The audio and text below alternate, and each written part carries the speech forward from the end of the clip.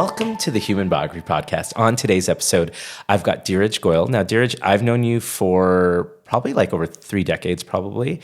We grew up around each other. He kept his beautiful hair. I did not. But I've always been in admiration of the things that you did professionally, because that's how we kind of know. That's things I knew about you, and personally, we just knew that we liked each other, and that's how we knew each other. But professionally, you've had a lot of great accolades. But I want to talk about first. Let's go back. Where did you grow up, and tell me about life, and then we'll get to the present when we get to that part of the conversation. But tell me where you grew up, and tell me about life before. Well, first, I want to say thank you for inviting me. Yeah. I grew up in a small village in Singapore. And my parents were actually immigrants from India, northern India. The 23andMe actually put me as 100% thoroughbred from northern India. Wow. So, okay. And they were new in Singapore, and my dad started to build his life there. Yeah. And I recently learned about my ADHD, and looking back, I know my dad also had ADHD, which made him a really great engineer. Sure. And he worked at Texas Instruments, where they manufactured integrated circuits. So he was always in depth in technology and bringing in home prototypes like the Speak and Spell and the early Apple computers and those kind of things. So technology came early in your life. Very, very early. Okay. My parents ran a video rental business before those were things. So we had a Netflix. We had a Blockbuster. A Blockbuster, yes. In our home because we were the only ones that had a VCR. Wow. My dad at the time spent $2,000 because there was not a lot of people who had those kind of professional jobs in Singapore, right? That's right. And because he, a lot of it was self-taught, but he also went to school. So we were in a certain category, and that's where he invested his money, but he paid it off every single time with the video rental. He made copies of movies. Sure. Yeah. And then, was probably early Napster, right? Absolutely. Sure.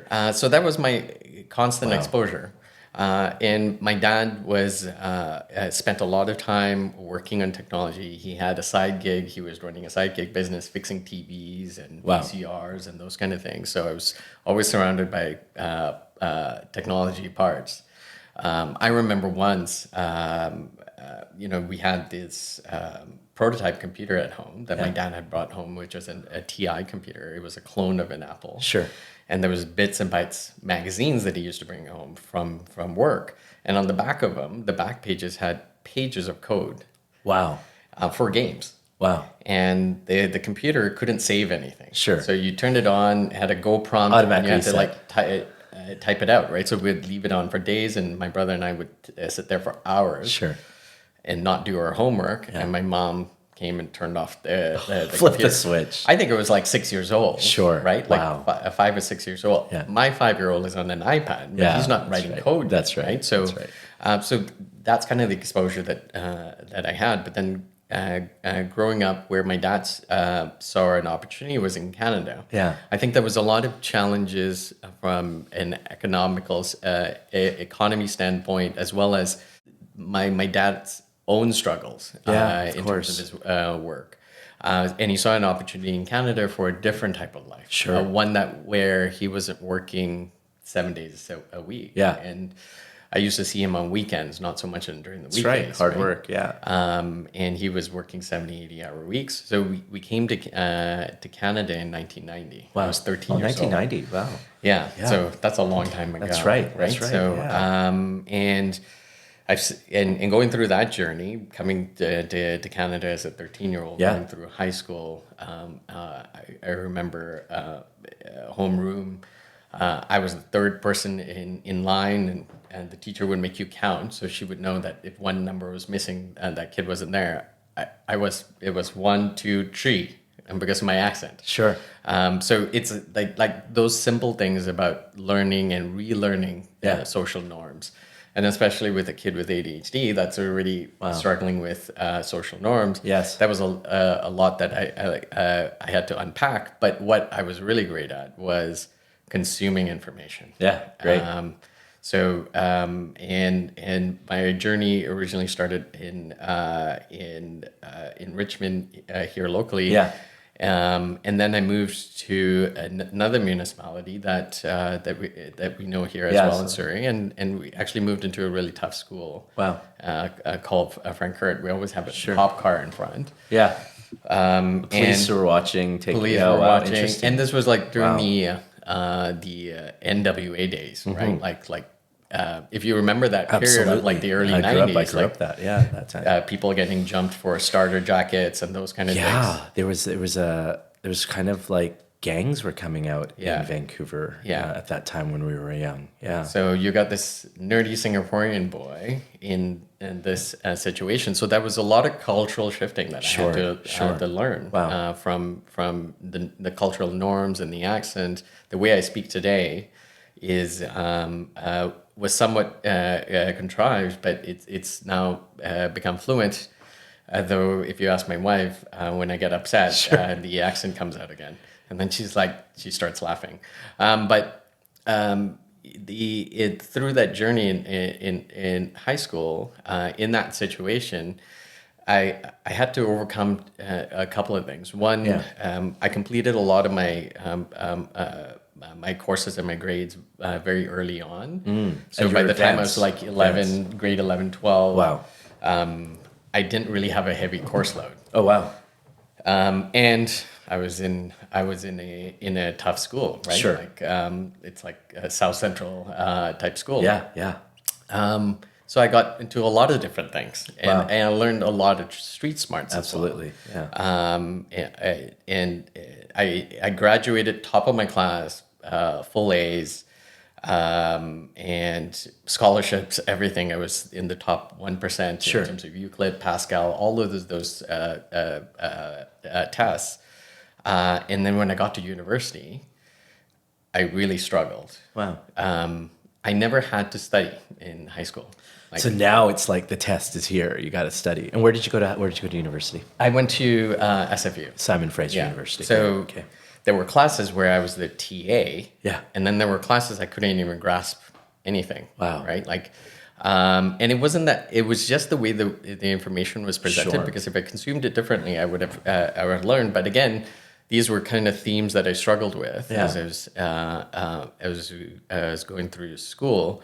Where in high school I would read the textbook the night before, and then ace the exam and all the bonus questions. I hated guys like you. I was like, I could read and study and cram or just long term, and I was like, this isn't getting in. For me, I just wasn't interested in the content. Thus, I wouldn't remember it or even apply it. Well, the education system was here's the information, learn That's it. Right. Yeah, it wasn't designed for everybody. That's right. And that's what schooling is trying to do today. Which I think they're still somewhat struggling, but a lot better in terms of what my kids are going through. That's right. But as I was going through that journey, I excelled really well in high school, but then I struggled in university because of the divergence and also how the information was presented. There was less teaching. There was a lot of self-study that you had to go through. That's right. It was and it wasn't so much the complexity. It was just the kind of rawness of the information. I didn't want to get deep in things that I wasn't interested in. Where in high school, you don't really need to get deep. It's very general. Like you go 2 levels and you're ace the exam. In university, you got to get deep, which meant that you had to be focused on that information. And if I couldn't stay focused, the reason I didn't study was because it was easy for me to understand. But I didn't dive deep unless it was something that was interesting to me. But in university, I actually had to dive deep. And what ended up happening is I did mathematics, computer science, archaeology, psychology. Archaeology right in there. Hey, wow. Yeah, and you know, for some of it was because there was a higher percentage of young women in the class, and I thought if I was going to take an elective that was outside my range. Did you hear that? Archaeology, guys. Okay, if you need it, there you go. Yeah, it was like an easy course. So who knew? I mean, I loved Indiana Jones, so why not? Yeah, right? Sure. And the reason I dropped out wasn't actually. So you dropped out? I dropped out of university. Okay. So three years in. Wow.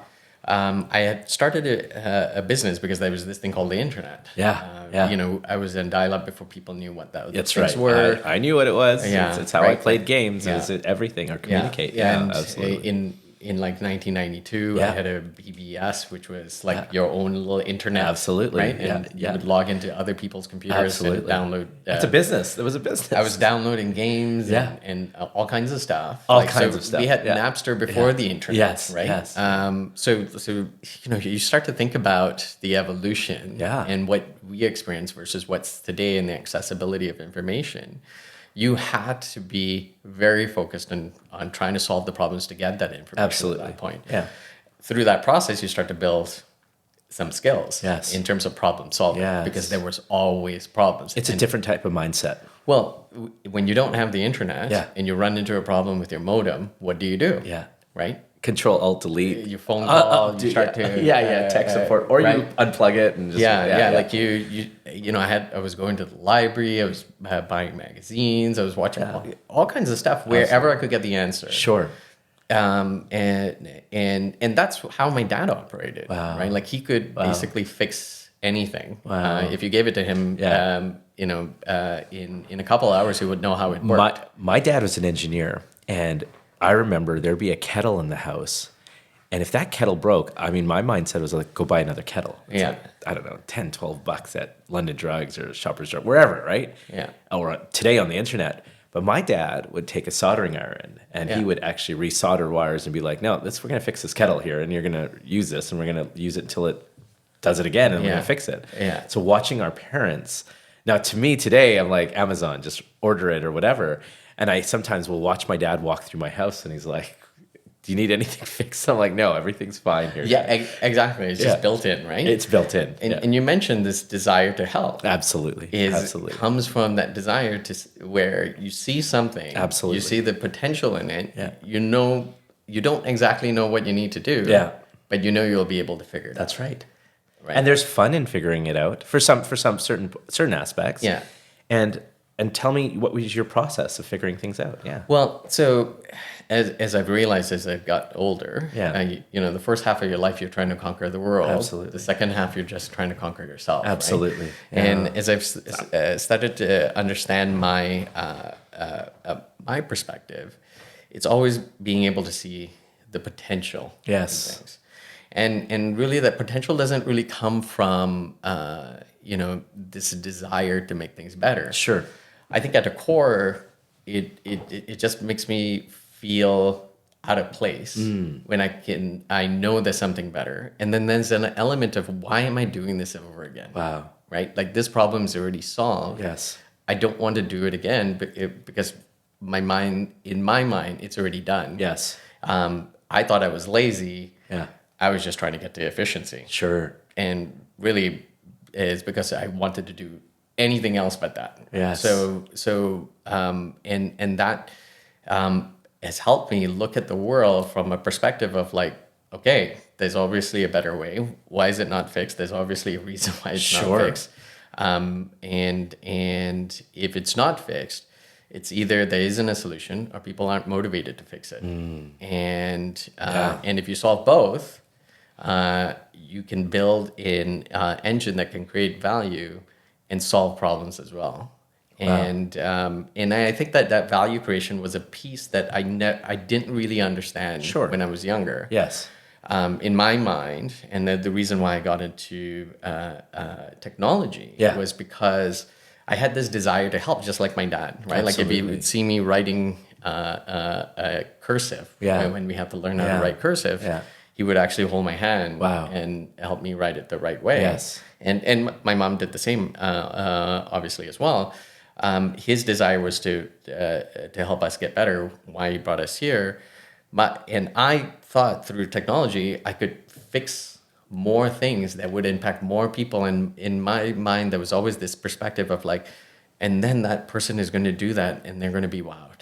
And then they're going to be like, oh my God, this is a lifesaver. It's when me and my team, like Luke and I, we present a video or content piece to somebody and they're like, wow, we're like, oh my God, thank God. I almost cry. I'm like, thank you. Like it's this, you like our work. It's this dopamine that you get from Absolutely. either a perceived or an actual sense of delight, right? Where Sense the of other delight. person get this enlightened perspective that their life got maybe marginally better Yes. in that moment on that action because you did something. Based on your knowledge, your trial and error, something you execute on. You touched something and it moved, right? Yeah. And you moved for them. Yeah. I mean, you now move a lot of mountains for a lot of different organizations, but you worked for some great organizations as well. Like Yes. you were, and it's like chief technology officer for some great companies. Yes. Can you talk about that? Can you talk about working with those organizations and then coming to where we are today with Get Fresh? Yeah. Well, that journey of dropping out, starting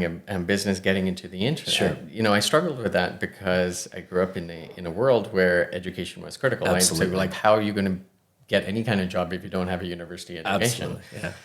So I said, I'll learn everything. So Wow. I became a voracious reader. I tried to learn everything. In fact, I got so much anxiety because there were so many things I needed to learn all the time. Wow. When my career actually started at the height of the .com, Yeah. right before the bust. Wow. In '99, I was still in university. I see the whole world blowing up. I was saving money working Rapidly. I was working in a manufacturing plant, building out PC boards Sure. on an Wow. assembly line. Wow. And I was taking that money and putting it into the stock market. Wow. And I was Smart. like this kid Smart. making money in '99. I'm like, I got to go work at Wow. a startup. Wow. And there was a startup at UBC called WebCT. Yeah. It Yeah. was Yeah. the first I know learning WebCT. management platform. Wow. Wow. Yeah. 2 weeks after, our first office was above Rogers Video, but 2 weeks or 2 months after I started, the .com bust hit. Wow. And then there was layoffs like every Monday. Everything is, yeah. So, but through that journey from that company at that stage to then selling the company at 180 million in Wow. 2006. Wow. There was a journey of building a company and transforming education Wow. and selling to organizations that normally don't want to spend money. Non-traditional, yeah. Moving from a $3,000 a year license to $250,000 and Wow. transforming from a small software solution to an enterprise solution. Yes. And then building the company underneath. I was working in technology, and my role went from I was the help desk guy, fixing computers, to then running the department, then being a director of IT, all within a 5-6 year period. Wow. There was no problem I could not solve. Wow. And when you're a startup and you don't have funds, all you have is problems. Yes. Right. All you have is problems. And especially if you're growing. Yes. Right.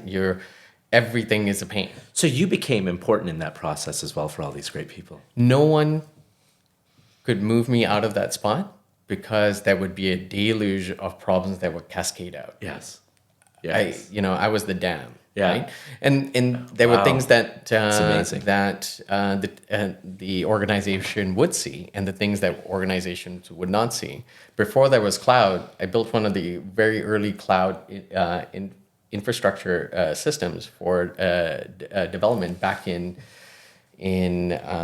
2000. Like in 2000. Wow.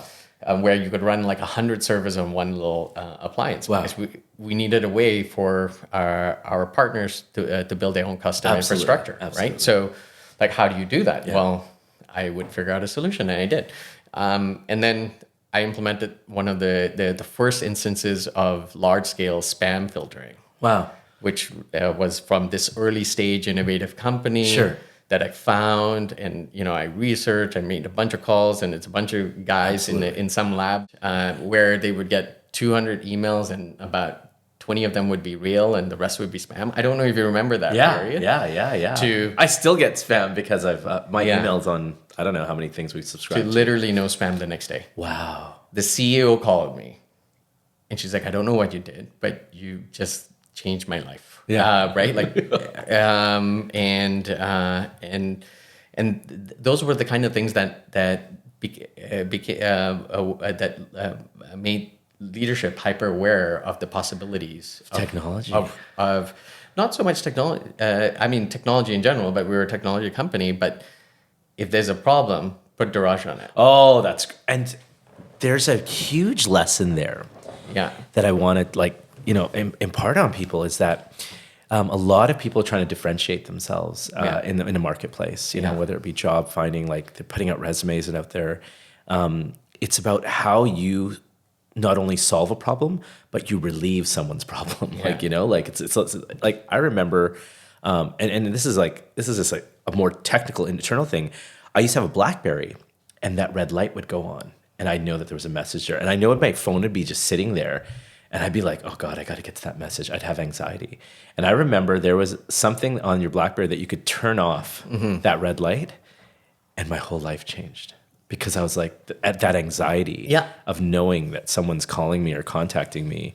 And interrupting your thought. Interrupting my thought or my mindset, thinking I'm only focused on what that red light represents. And there's literally no reason for you to do that. That's right. There's no logical reason. That's right. But it's nevertheless a sharp pain in your head. Absolutely. Right? Absolutely. And these are the kind of things I've started to identify in my thinking. And I have a 5-year-old son. Yes. And I see a lot of the similar traits. Absolutely. And the things that he struggles with. Yes. I don't want to pigeonhole that he's neurodivergent. Sure. No. Or as a term I read recently, neurospicy, which sounds a lot better. Neurospicy. Yeah. Wow.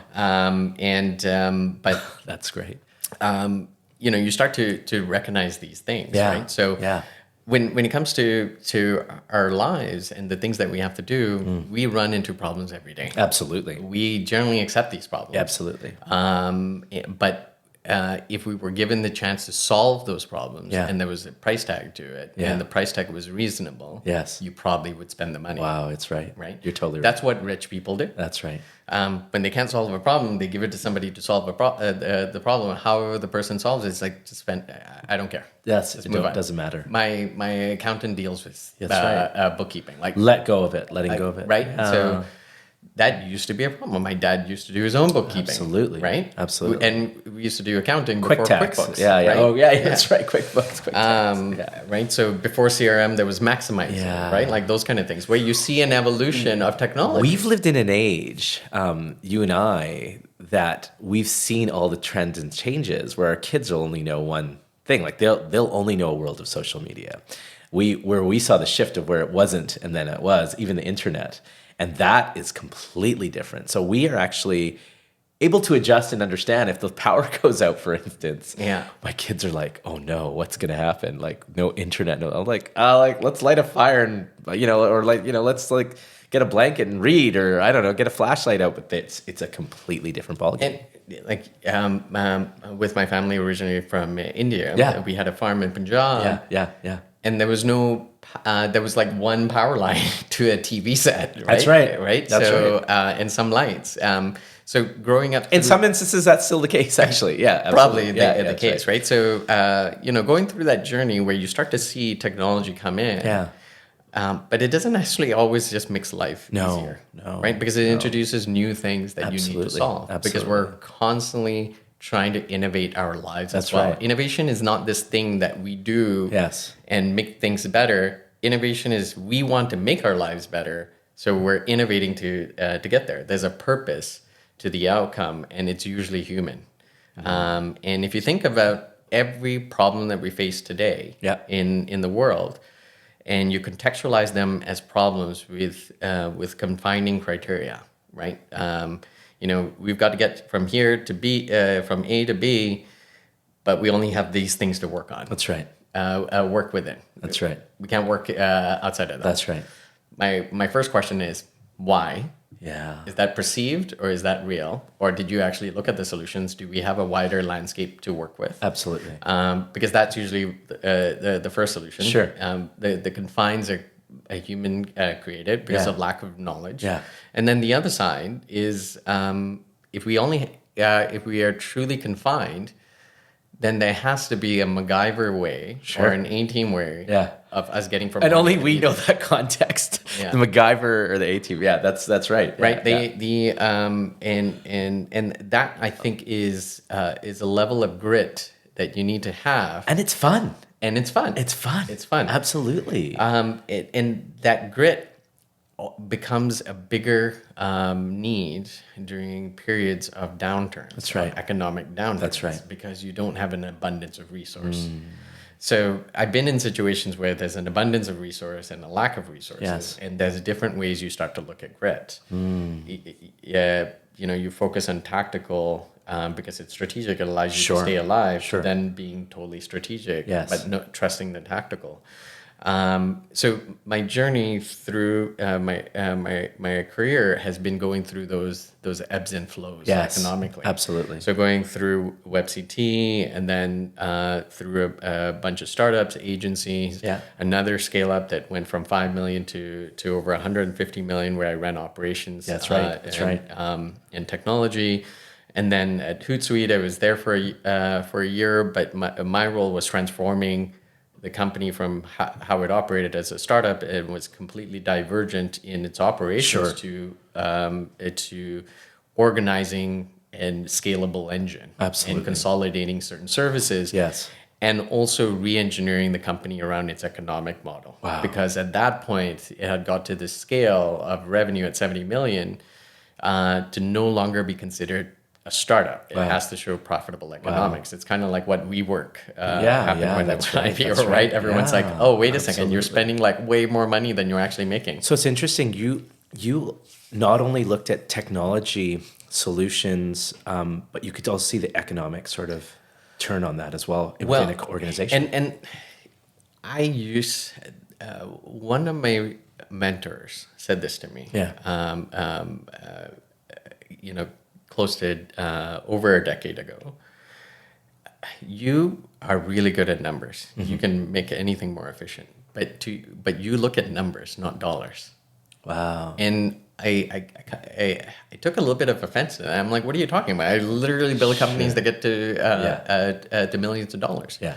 But I was always a few layers deeper than the economic return. Yes, I ran the infrastructure to make sales at a higher velocity, tried to improve the customer experience, but it was always those derivative economics. Absolutely. My assumption was if I solve these derivative economics, there are experts who are going to benefit from that. That's right. Who then will solve the problem, and problems we did solve. That's right.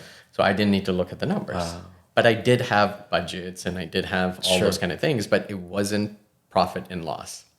It wasn't cash flow. Wow. And that's a key difference.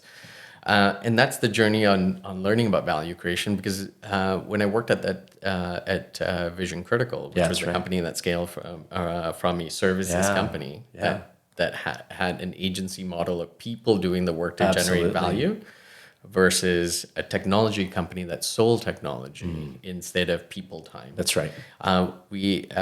In going through that journey, we raised investments from the top VCs in the country. Wow. Yeah. Omer's, I remember all Jordan that time Partners, with them. like all the big brands. That's right. Right. That's and right. we would have board meetings and then board events. I was rubbing shoulders with all these VCs. There were there were top brands in the country at the time, and Vision Critical was a darling. Absolutely. It was like BlackBerry. That's type. right. Like, I remember Angus Reid is just like went from and that's when if you follow the news and you go back, there was a lot of strife and challenges at the board level. Sure. And you're seeing this company go from, like this startup services company raising money, going through its own downturn, because we grew in 2009 during the downturn. So we couldn't raise initially as a services company. And when we went into the software space, we were really lucky. There's an element of luck there. But I got exposure to all the rabid negativity that happens when rubber meets the road on dollars. Wow.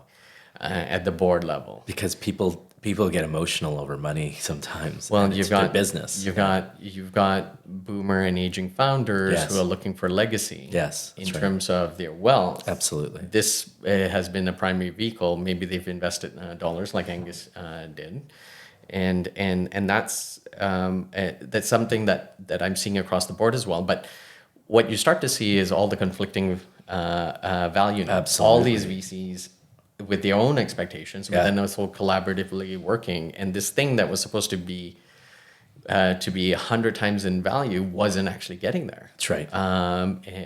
It's a Canadian company. There was a lot of reasons why we weren't the winners in that market niche. But it was through that journey where I started to make the connections. Okay, it's great if you get a lot of customers. Yeah, that's right. It's great if your Instagram is blowing up. It's great if you do all of that. But how much money did you make? Yeah, it's true. Because at some point, it's private equity is going to buy you based on your earnings multiple. Absolutely. You're going to go public and you're going to be valued on your earnings multiple. Absolutely. Not everyone's going to operate on an Amazon model of a platform. That's right. Yeah. There are some companies in the AI space that can do that, but generally everyone's looking at you for profitability. That's right. At a certain point, because everyone's expecting an exit, and that's when the strife happens.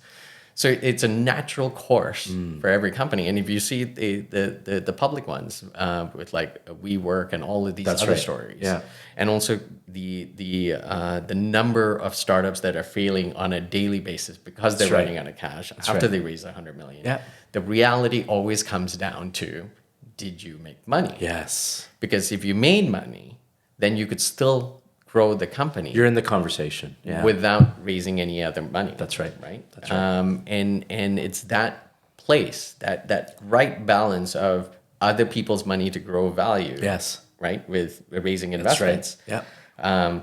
We used to call it OPP, but it's OPM. Yeah, other people's money, right? Right. Or other people's property. Absolutely. It's that balance of taking that, giving up some control in the process of growing your startup, having that voice at the table who may be in conflict with you versus growing something on your own and being completely in control. Wow. And there's a delicate balance, because if I grew it with my money, if I grew a company with my money, I maybe can get it to 20 million in revenue. That's right. And maybe get a 10x multiple and get it to 200 million. That's right. If I raised 10 million from you and gave you a fifth of my company, that's right, I could grow this to 30 million. That's right. And 3x the number. That's right. Right. So I can make more money with your money than I can make with my money. Absolutely.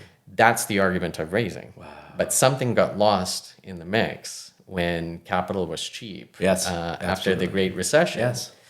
And I've seen this in hype cycles. Yeah. Where the conversation goes to the velocity of deployment of capital. Absolutely. Versus deploying into the right profitable engines. And it's just a let's sprinkle everywhere rather than being focused. Well, I think it really exposes how much money there is actually out there. Absolutely. This dry powder is what people have committed to VCs to invest. It's not what they actually have to invest. Absolutely. Right? Yeah. The actual money they have to invest is a lot larger than that 1% that they put into VC. Absolutely. Right? And you know that. You're one party. There's one slice. Absolutely. Right? So if things start blowing up in that space, then everyone starts funneling money into that. The whole idea or terminology of diversification is so funny, because you're just like, well, I'm diversified, but like, where's the actual money being made? And the thing is, like, the argument is like, okay, if you're diversified, you're going to get 8 to 12%. Sure. And at the end of the day, you're going to make it like gangbusters any way you slice it. So, you can put your 1% in there, you're going to lose it all, and you're still going to make your 8, 9, 10%. That is right. Right? And if you've got good a good perspective where you're being a passive investor, you can push it up to 30%. Maybe buy Bitcoin and blow it out of the park. In your process, as you were moving with technology, looking at financial models, and also like being in the trenches with these companies, when did you discover that you're just like, I want to go do this for others on my own? Well, I like to fix problems. Yeah, that's right. You're always fixing problems. And as I graduate from help desk and fixing those problems at the desktop, to then at the infrastructure layer, and then at the application layer, that's right, and then at the human process layer, and then at the capital layer. Sure. What I see is a whole value stream, and at the end of the day, the true measure of value is the cash on cash return you have. That's right. Nobody cares about anything else. That's right. That's right. Right? Literally nobody cares. True. It's true. I say this to my healthcare founders. Nobody gives a fuck about your patient. Yeah. Not in the sense of being negative. No. But if the economic model isn't there to serve a return, Yeah. the patient will suffer because the right. solution will never continue. That is right. It's the reality of the whole matter. It's the complete Capitalism is the arbitrage Yeah. of whether this thing survives or not. That's right. Right? So if that is the rule and that's the confine, whether you're in an impact fund or whether you're, trying to do good and all that kind of stuff, even the not-for-profits, the return is critical. You can't keep the lights on. You can't keep the lights on. That's right. Right? So that I call it KTLO for a reason. Oh, wow. Right? It's, how do you build your plan on a KTLO with nobody else's money? And then let's see what we can do to add money. Where I got to was there's a problem here. Because what I started to see was were founders with great innovations dying on the vine. Wow. They didn't know what problems they were actually solving. Yes. They struggled with capital. That's right. Because a lot of them grew up like I did. Yeah. It's different with the 20-year-olds now, where we hate debt. Yes. Right? Yes. We're told debt is bad. Yes.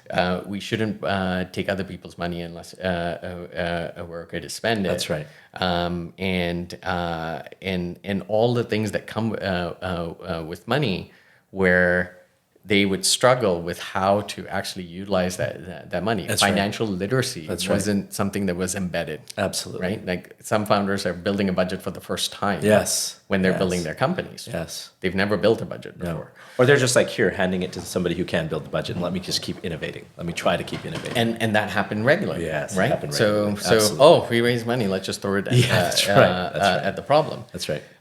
So companies were dying because of lack of cash. Absolutely. Well, that's a problem. Why is that? Well, we've created a situation where if a founder comes up with a solution, their first thought is, I need to build a pitch deck. That's right. Right? That's right. I need to build a pitch deck because I have to present this to investors. That's right. Not, I have to build a sales deck so I can I can make revenue and drive sales. That's right. Right? That's right. And okay, we'll give it away to users. We'll figure this out. Yeah, we'll bootstrap for a while, but we're pretty much going to do a friends and family round. That's right. And it just became part of the framework. That's right. And I've seen a bunch of companies raise a bunch of money, not have the discipline, don't actually know the stages that they need to take. That's right. The innovation is great, but then it dies. Yes, it does. And then it dies. Yes, and then it dies. Yes. And then when I started to look at the VC side of things, well, they're investing based on the power of large numbers. That's right. Right. That's so if the goal of a VC is to run a large fund so that you can invest in more deals. That's right. You'll still qualify them. Sure. But the expectation is that 98% of them will fail. Or and not they have provide. a criteria that let's just fill it. Let's just fill and make sure we have a company in that criteria, and that's going to be our thoroughbred, and we're going to try to run that through. If it doesn't make it, we got 10 more that we're running. And when money was cheap, Yeah. the paradigm shifted so deep into That's right. I was seeing deals with investors from VC firms wouldn't even open the data room. Wow. Which is all the information around the deal that they have to do due diligence on. Checks were flying. Wow. And there was a period of, a mass hysteria with NFTs where people were spending hundreds of millions on I used to walk into products. I used to walk into offices. Yeah. And I saw tons of people working in a company. Yeah. And the company couldn't tell me exactly what they did. And the people that were working there, I don't know what they were doing as well. Yeah. And but there was money, and we had to have a position and title just in case that hit. Yeah. Which is very interesting. How are you developing people today? Well, so when I first started out, I said, okay, here's a problem. Sure. I have a solution. Yeah. And that's the number one struggle that all founders have. Yes, it product does. market fit. Absolutely. Right? The market has a problem because there's a bunch of unhealthy people. That is right. You have a solution, which is a gym. It would be as simple as that. Okay, I just opened a gym. Yeah, sure. Now everyone's going to come. Yeah, that's right. That's right. But no one's interested. No. So just having the solution alone is not enough. Yeah. You need distribution, strategy, being able to get in front of them. That's right. And you need a captivated audience, people wanting to solve Absolutely. the problem. Absolutely. Right. Like so there. what I'm looking for always when I'm talking to founders is trying to understand if there is an opportunity in the space that the problem is so visceral, Yes. like that light, Yes. right? Yes. That people are willing to put money to solve it. Absolutely. There's a business Yes. now I start to see it cropping up that's making a lot of money in North Van, where there's a higher net worth homes and so on. Where someone just comes and rolls your garbage bin to the street. Wow. Every week, and then rolls it back. So it's not your neighbor's kid or your kid is doing it. There's a guy. It's a service. That's coming. Oh, wow. It's like $120, right? Wow. So to roll your bin back and forth. what's $120? Wow. Right? So if people are willing to pay for that, and they can pay a $10 license to some piece of software a month. Yeah. Right? They can pay $20. Sure. So there is that potential of solving problems in the market where if it's visceral, Yes. you can enter the market. Wow. Even if that is not what you're ultimately going to solve and sell, but you've got a customer. Can you tell me, when people have a great idea and they have an existing company that's working, do you see points where they're like, we can make this better? 100%. And tell me about that opportunity. And that actually is the biggest opportunity. Yes. Right? Yes. So there's this perspective, okay, we're going to go into the new frontier Sure. and solve these problems in the That's new right. frontier. It's this wide open space, right? It's the new world. Yes. There was a lot of scams made when Yeah, the new world was absolutely, actually discovered. absolutely. And we see that all the time, Sure. right? AI, cannabis, cloud, Yes. all that kind of stuff. Yes.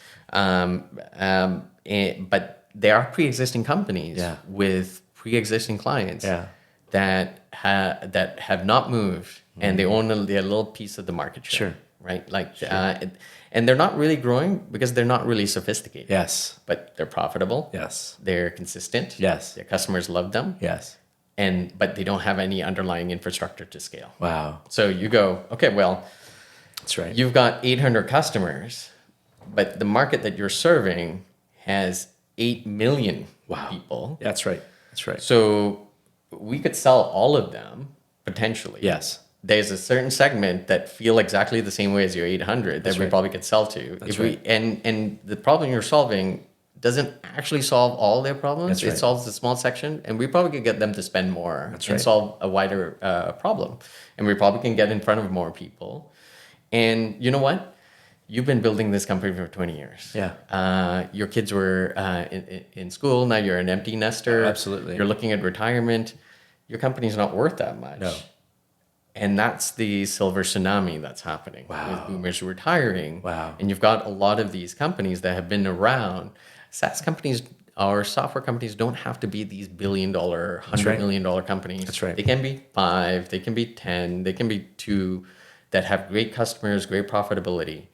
And if you start to look at these opportunities and these small pockets that you can grow, you start to you can start to engineer growth rates that are better than the startups. Wow. Right. So, and if you start to look at a space that needs to be consolidated. Sure. So the best way to look at a market. Like if you're an investor. And I like to simplify things. In terms of explaining things when I'm working with my founder, just because they have so much to think about, is by increasing fidelity in the information. But in simple terms, if you think of a market as a piece of real estate, and it's a lot easier to understand a piece of real estate. Sure. Right? It can earn rent. And that real estate can be carved up 100 times, and you're charging $1 of rent everywhere.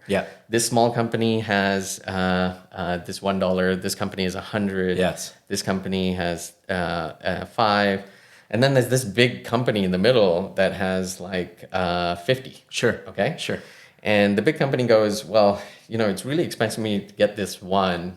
Because this one, I have to send a million emails. I have to convert them, send them through a sales process. I can just go buy that small company and give them $3 for their $1. That's right. Right? That's right.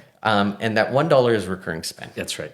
It's recurring revenue. Yes. And the key about recurring revenue is it doesn't need to have a contract. Not at all. Toothpaste doesn't have a contract. I call that toothpaste revenue. Wow. You can have embedded revenue that is consistent. Just keeps coming. Keeps coming. That's right. Right? That doesn't have a contract. Contracts are great because it solidifies it. Sure. And that's where SaaS comes from and so on. But if you look at the market as that, Yes. the new world thinking always is that, oh, you know that box that had 100 spots, it's actually 1,000 spots. Actually, it's 1,000,000. Actually, we don't even know how big it is. That's right. So when you start, but if you start to think of markets in that perspective, Yes. you don't need to build the 50 guy. You can buy 10 ones, Wow. package them together, Wow. and sell that 10 That's absolutely to the right. 50 guy. Yes, that's Right? right. That's right. And that's market consolidation. Wow. There are private equity firms that are buying up dental offices. Yeah, that's right. Right. That's right. Like 123 Yeah, dentists. absolutely. They're going out and they're giving a multiple to a dental dentist, office based on their earnings, 8x multiple on their earnings, right? incredible. So a $2 million Yes. dental office doesn't have contracts, No. but they have recurring revenue. Absolutely. Because as All long day, as every day, those families live in that proximity, We all got teeth. they're all coming back, Absolutely. right? Toothpaste revenue. That's right. So they're buying up these for lower multiples, and then packaging them up, putting some software technology on them, making them more efficient, improving their economics. Wow. And then selling them to a larger group. Are you looking for businesses or are they looking for you? I think it's a combination. Yeah, tell me. My capacity to pursue my ambition Yeah. is defined by the number of hours that I can spend working on this. And it's quality over quantity, right? Correct. Right. So Which is all what we want to achieve. I can't play the power of large numbers. Yes, right? yes, Because yes. I'm not trying to work with 100 different companies or 1,000 different companies. I've got to be very, very selective. Yes. Reason being is that my intent is to not create value by selling my services. Yes. My service is an enabler, but my goal is to build a portfolio of companies that we take a position in and we scale and we exit. Wow. And looking at those opportunities, there's going to be there's always going to be that trough. There's going to be that reality hit. There's a lot of expectations on it. Yes, of course. Right? Of course. AI is going to solve all kinds of things. But what I've known in terms of the human transition, and the human transition, Absolutely, is that takes time. Absolutely, and because people have to change visceral behavior. Yes, and even if you solve something, they will find the next thing to solve. Absolutely. If you've used any AI tools, you've probably already got to a point of frustration with AI. I asked a question, and I was sure the AI was giving me a wrong answer, and I asked, "Are you sure?" And it said, "Oh, you're right. Or I was incorrect. I need to." And I was like, "Oh my God, how far back do I need to go to find out if any of this was right or wrong?" So AI forgets. Yes. And that's context. Yes. Context is expensive. And I remember context is expensive because I used to install memory chips into computers. Sure. And you needed more memory so you could make it's like your mom faster. resetting the computer. My mom resetting the computer. Yeah, absolutely. Right? There's a finite amount of capability. Wow. Intelligence is the sum of all processing. Absolutely. Yes, we can forget things, but our decision models are built on a lifetime of information. We're thinking the learning is that lifetime of information, but in context. Yes. Like my ADHD, Sure. I'll walk into a room and forget why I was there. Wow. Because my short-term memory is limited, and that's the problem with AI. And the limitation there will be solved in the future as context increases, but that's going to be the biggest challenge. Yes. Because as soon as we get larger context in one area, we're going to add the other layer. Yes. And this is my perspective of the improvements in life, right? There are certain things that I don't want to do. Sure. AI, if you're so great, just order what I'm ever running out of. Yes. It's like a switch. It just goes. Yeah, It knows. like if it's out of I'm out of eggs, just order it. Yes. Right. Like, Yes. solve those things for me. Yeah, absolutely. And that's where I see the opportunity. Sure. With AI in these visceral needs and changes. When you're now, like, I want to talk about, so tell me about some of the companies you're working with, and I want to talk about the process with them. Well, you met one of the founders, MyFo. Absolutely. And this is great an interesting company, one, right? Super cool. And they're scaling. They just recently raised their seed round. Yeah. And that's a typical journey of another type of founder I see. Yeah. There's the boomer founder that's looking at an exit, but there's another type of founder that is a founder that identifies a problem in their day to day. So Simran was working at PwC. That's right. Then opened up a multifamily office. That's right. And started to see these problems, and she's a systems thinker as well. And where it became rote, where it was troublesome, her perspective was, why isn't there software to do this? That's right. So what does she do? She becomes a technology CEO. Absolutely. But the problem is that it's not that easy to become a technology CEO. No, not at all. Because It's a big shift. technology It's a big requires depth Absolutely. and learning and understanding and education. I've got 3 decades of it. Yes. I can process how to engineer infrastructure very quickly. Yes. But it required a lot of depth and deep thinking and knowledge and perspective. Great. To gain that while building a company is a struggle. So, and what MyFo solves for family offices is a visceral problem. Yes, it is. Yeah. Right. If you're building your wealth, even if you're not 100 million, if you're at 5 million, and you've got a couple of investments here, and that's got returns, and maybe it's a property or that you need to pay a mortgage on, That's and right. property tax and all that kind of stuff. You got all these documents and mail coming That's right. in, and you've got to manage all these schedules, and you've got your kids and all that kind of stuff. That's a hole in the head problem. That's right. You just do it for me. Yes. I love those ones because Yes. that's the AI Yes. capability. And what MyFo does is it basically gives you the capabilities of a family office where you have a CFO and you have all of those things, and maybe a bookkeeper, but automated In a piece beautiful of tool. software. Yeah. Right. That's and great. and what is truly the visceral problem? Yeah. Well, the true visceral problem for any asset owner Yeah. is what happens when they die. Yes. If it's so disparate and disconnected right Yeah. now, to reconcile even for myself, Yes. what is going to happen Yes.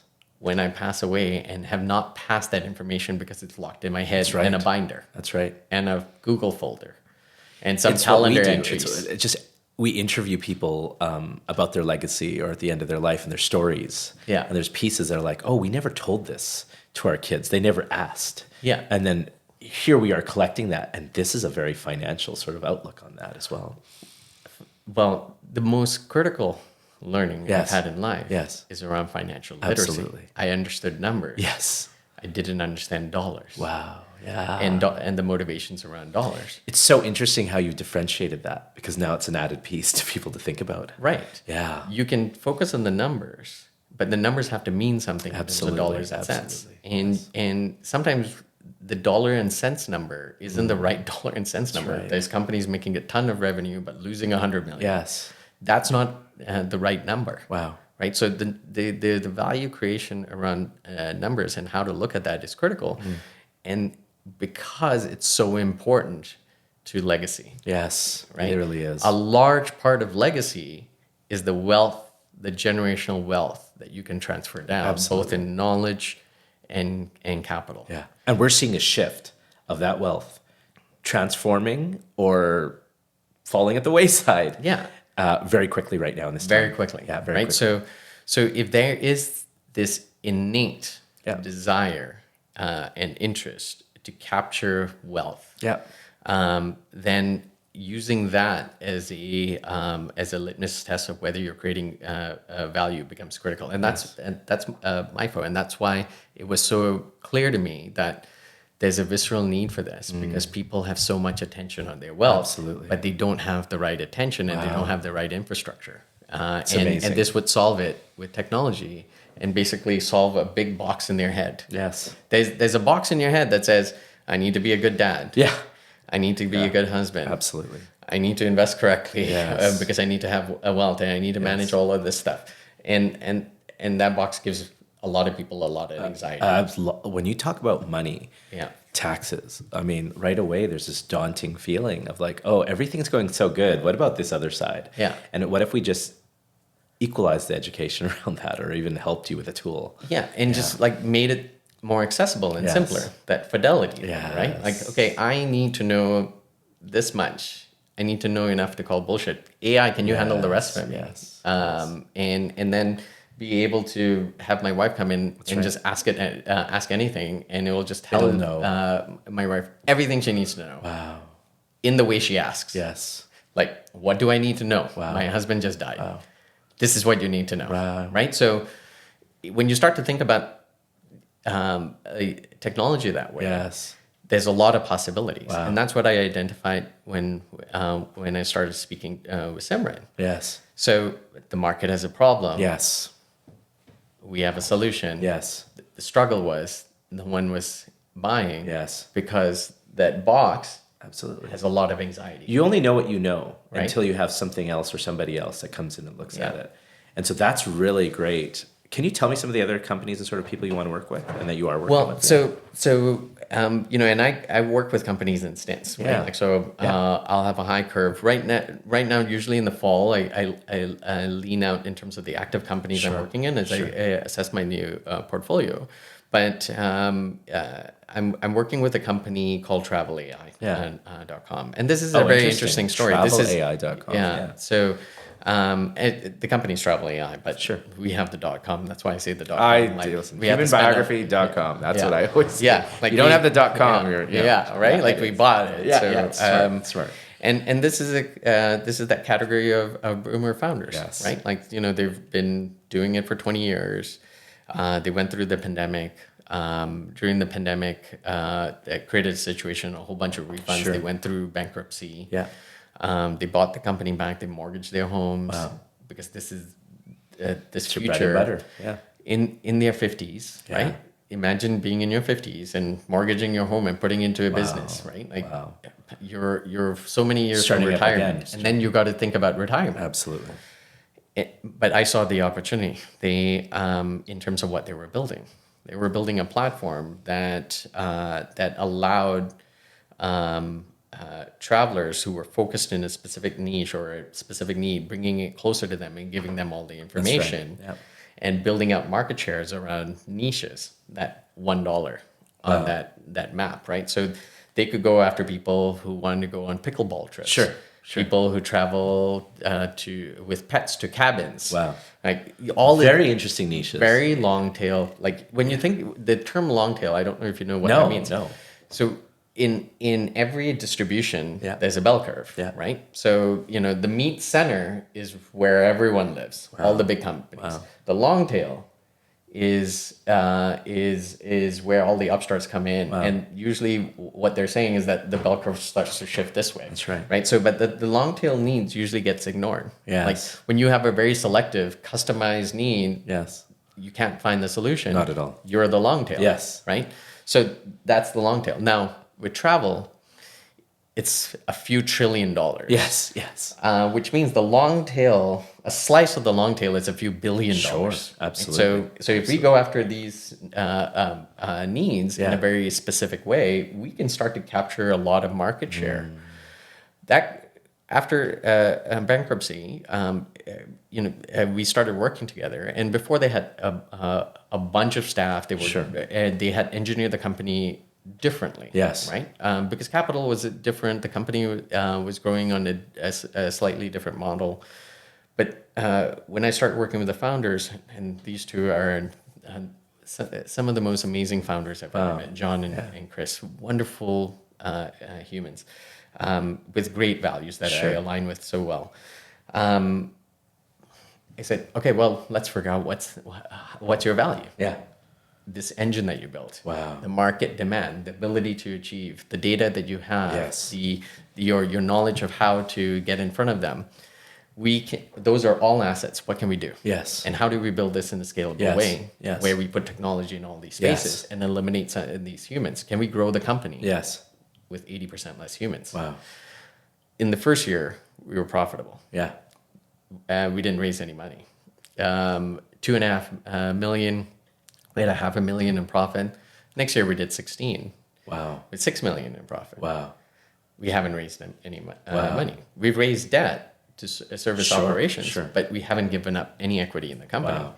So this went from a $600,000 company to now doing $16 million and at $80 million valuation. Yeah. And this year we're on track to mid-20s. Wow. And our primary limitation is the capital we have on hand. That's right. That's our KTLO growth plan. Wow. Now we're right back where we started, where the question is, I can grow and make more money with your money. That's right. Than I can make with my money. That's right. And now we're going to go raise money. Wow. What a process. Right. So we built the company using AI. Yes. We've eliminated a whole bunch of humans. Yeah. The company is servicing a need that's recurring. Sure. Even though no one has contracts to go on vacation. Absolutely. But they go on vacation, right? Because there's still trillions of dollars being spent to travel. Absolutely. Right? Regardless of what is happening in the economy. Absolutely. The shrinkage is like 3%. Usually. It didn't grow 3%, but it shrank only 3%. There's like 97% still happening. That's right. So those are markets that you could still grab. Wow. You don't need to create net. It's true. As we start to look at that business where it can grow profitably, it can grow economically, it uses new technology, it's focused in terms of market share, we're aggregating it, and we're leveraging the models of capitalism to serve us. Yes. And engineering the business around capturing the market share. Yeah. It wasn't about the technology. No. It was about leveraging the technology. Wow. And there's so many opportunities that exist in the marketplace where you do not have to create new technology. Wow. You have to create new opportunities using the technology to solve visceral problems. Are you at a place right now where you're looking for companies? Always. And how are you, like, where are you, and are these are widespread, these global sort of ideas and opportunities? Yeah, and so my biggest challenge right now, and it's an operational thing that I know how to solve, I haven't had the time to solve, is I actually get a lot of inbound. I can imagine. From founders. You're going to get inbound after this. I mean, this is great. Yes. This is great. I get a lot of inbound. Sure. And so I've actually started to build an AI platform. Yeah. Because I know how to build software. Great. That helps me adjudicate all of that. Yeah. I can take all the unstructured data, whatever they have. I can do the market analysis. You're building the dam. I'm building the dam. For yourself. Yeah. I can monetize it. I can start to figure out. Love it. But my intent there isn't only just for me to figure out which are the best companies, because I can use that same technology to serve the founders, to tell them what they need to evolve into to be valuable and which paths they can take. Wow. Based on the models I know. Yes. Should you raise money? Yeah. Should you not raise money? That's if right. you raise money, what would happen? If you didn't raise money, what's the path? Wow. And what journey should you actually take? That's and what right. are you missing in your That's company? Right. That's right. It's literally what I do at a very tactical level. Yes. But I can use AI to bring that closer to the founders. Wow. So I am working on the platform so that I can talk to more founders. But generally, what usually happens for the founders I work with, it usually comes from an intro from someone I know. Absolutely. That has pre-qualified it in some capacity. Everybody email Diraj. That's what I do. Yeah. That's what I. Yes. Well, I mean, listen. I mean, I work in an industry where, we are capturing people's stories and we are interviewing people about their lives, their businesses. They're great ideas, and it's all about, if they didn't know we existed, then they're not in front of us. So my thing is every time I meet somebody very interesting at a really interesting level, I'm like, can I interview you? Yeah. And that's sort of my pitch. And so it's networking. Yeah. It's constantly networking, but with this digital age, you're not everywhere all at once. Yes. And also, based on the sort of the boutique model that you have, is you're the person that's doing a lot of the heavy lifting or analysis of things. Yeah. What industries are making you excited right now? Well, I think there's a clear opportunity. Sure. In founders that are looking at an exit, that have a great segment. Amazing. And there's an upside potential. Yeah. I've talked to private equity who are interested in those kind of deals. There's a lot of value that can be created in those spaces. And then I'm also looking for this visceral need opportunities where the founder is generating value. Sure. But they don't know how to take the next step. They don't know what's the next step, because there are troughs in growth, right? Like, you might be everything and great one day, but you take a misstep, and it's not this one decision. Is this architectural design around the value creation in which you pursue, and you run out of cash. Is there like an intake process that you go through with everybody? Well, so we've developed the intake process, but where we'll have our form where the founders can upload their information, and then my team, I've got a couple of team members, Brendan and Tessa. And, amazing. Brendan's been with me since graduating university, and he's evolved being around me for like almost 4 years.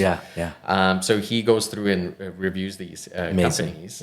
And then Tessa comes from PitchBook in an M&A firm. So she's got a lot of perspective as well. And so between the three of us, we look at these deals and we do what if conversations on what's the possibility. That's amazing. Yeah. You know, first of all, we could keep talking all day, but I want to really round this out here. I think there are so many companies out there that are really hitting great strides, and they're happy and they're content, but they're not ready to settle. They want to get to that next level. And, I've known you for so long, and the tenacity and sort of your mindset and even the ability to communicate. Communication is a huge one, because there's a lot of people that will tell you that they can do all these things, but if you can't communicate to the person that's advising you, correcting a lot of your ways or creating value for you, then you're still at a loss. I think it's digestible information. Yes. Right? Yes. You got people who can solve problems, but they get so technical. Absolutely. And on the other side, it's so hard to consume. And we didn't want to buy more problems. Yes. No, it's true. Nobody does. We want the easy button. Yes, that's right. So that's really my focus. And that's actually the fundamental of how we scale efficiently. Get the easy money. First of all, thank you for your time. Yeah. I wanted to just, two things I wanted to relay. Number one, AI will never replace the human story. Yes. I always tell people that. But I want to go back and honor your father, who really instilled so much in you and to who you are today. And I just want to recognize that, because we are fathers. Yeah. I think about my own father and the way he used to tinker with things, and the influences that we have. And so whatever old sort of ways that we bring into our lives, it can still flourish in a new world. And I wanted to honor you with that as well. Thank you. Yeah, thank you. My dad was an amazing father. Yes. He was very caring. Yeah, absolutely. I don't think I fully appreciated all that he struggled with. Sure. And it's hard for us to do when we're kids, right? So because we're hard, so focused on the world. Yeah. And being a father myself, I started to appreciate a lot more of him and who he was. I feel like I know him more today than ever before, even though I lost him. Yes, I know. Recently. Yeah. I want to honor that, and I want to just let everyone know out there that, as much as we're trying to move into this whole world of technology and things that we don't have full grasp or control over right now, because we're just sort of speaking into a mic and letting it appear, there's some traditional ways to think, and there's some traditional ways to sort of take from things that we've learned, things that we've emulated and wanted to bring into our lives. And there's something about tradition and legacy. And I want to honor your dad and yourself in this interview as well. And I think that's the true legacy of anyone's life. It's the value you create for the humans that you're with. Yeah.